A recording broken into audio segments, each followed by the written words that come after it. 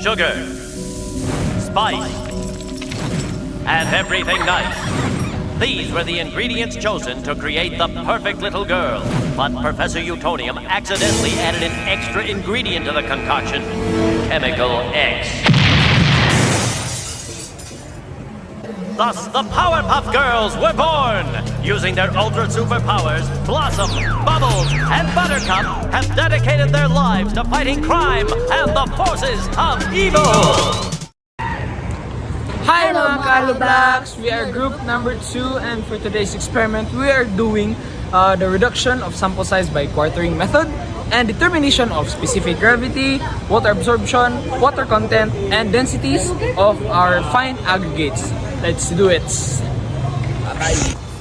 the material we will use is flat edge crumble, sieve number 4, 6 rectangular containers, tin pans, mixing pan, and fine aggregates. Weighing oven,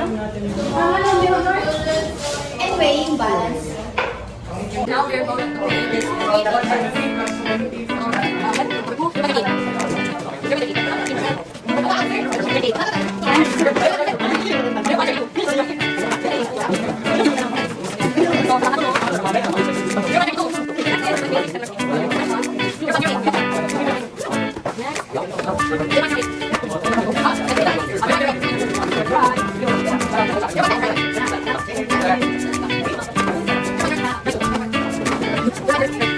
After measuring its mass, we will now measure its diameter and get its volume. So for our sample,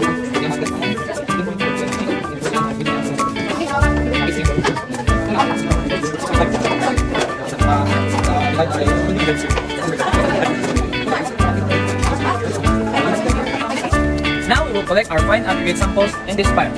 Using quartering method, we will also reduce it and get our sample size.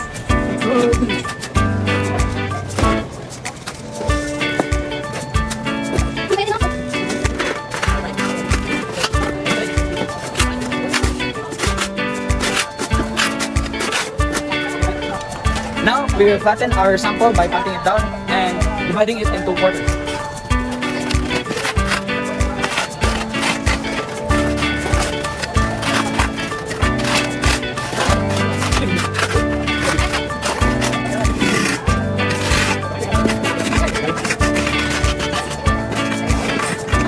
Now we're going to take out and remove the diagonal samples and then sieve our samples and then put it in the containers.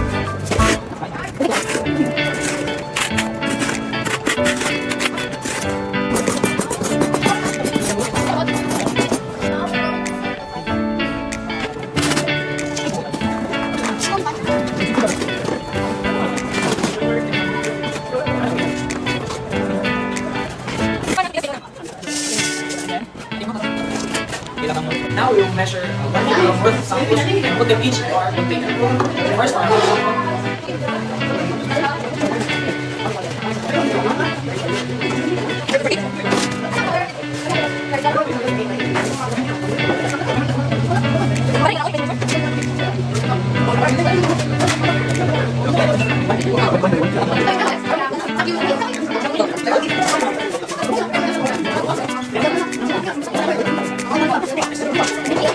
Now we are going to let this sample until the sand is stretched.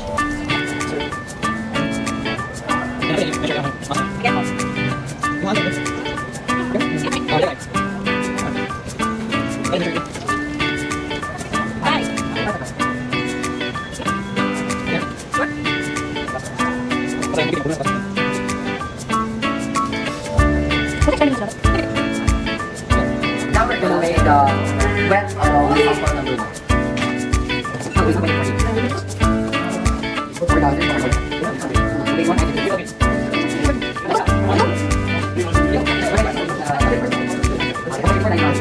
Now we will put our samples, both the dry and the wet samples, in our oven and let it dry for 24 hours.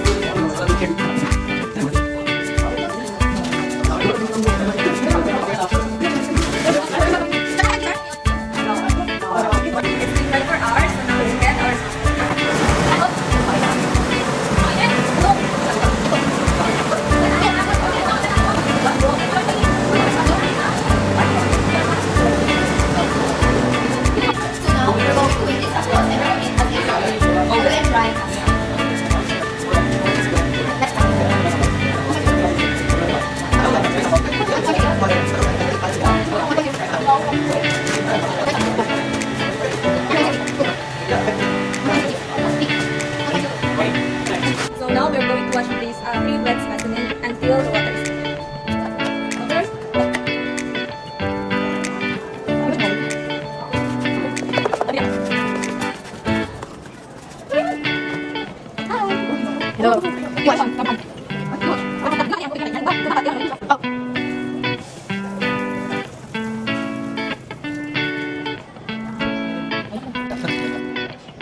we will now transfer it to the container.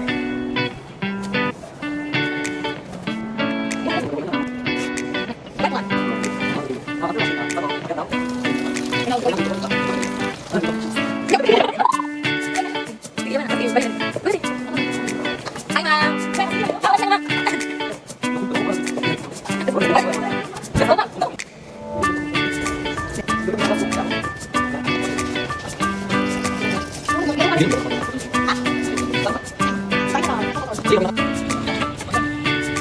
Now we're going to submerge our samples in water in room temperature for 15 to 19 hours.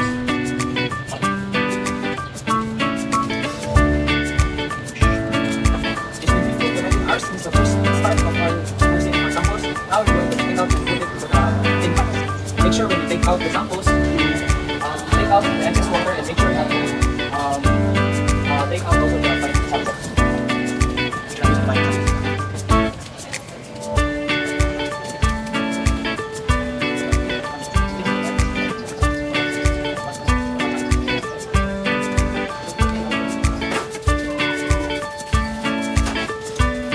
Now we're going to spread our samples to the tin pans.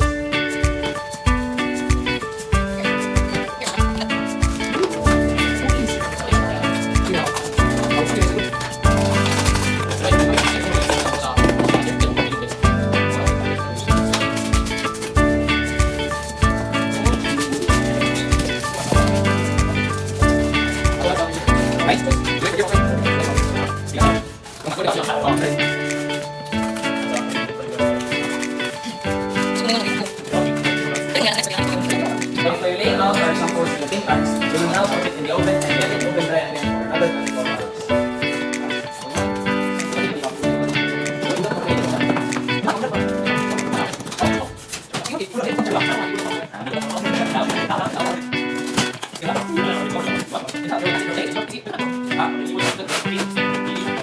It's been 24 hours since the drying of our sample. Now we're going to take it out, measure its mass, and set it as the SST mass.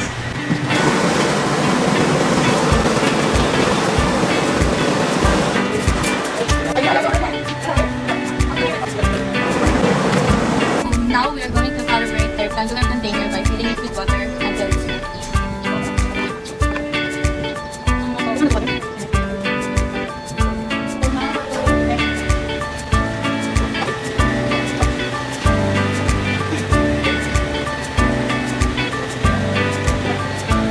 Now we will get our sample, first get sample number 1 and put it in the container up to 90% of its volume.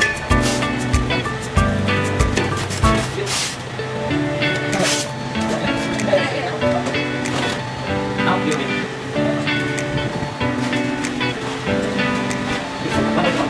Finally, we will now pour the water inside our sample and measure its mass. Now we will sample without any water.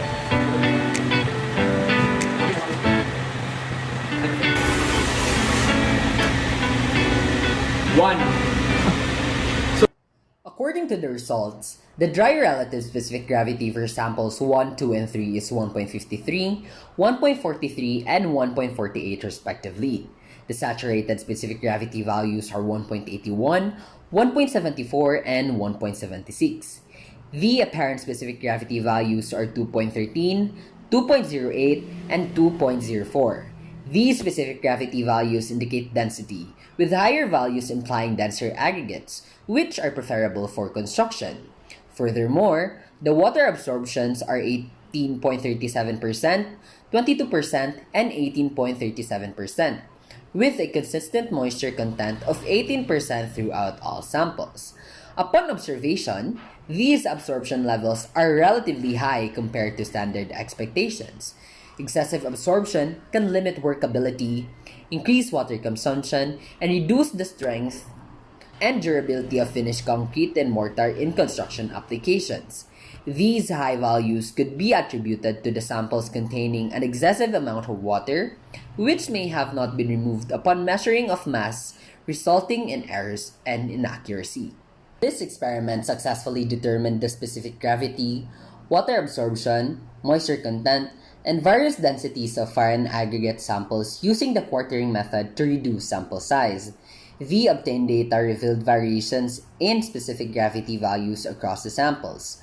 Sample 1 exhibited the highest dry relative specific gravity, which is 1.53, indicating the densest material among three. The saturated and apparent specific gravity values followed a similar trend, suggesting a correlation between these properties and density.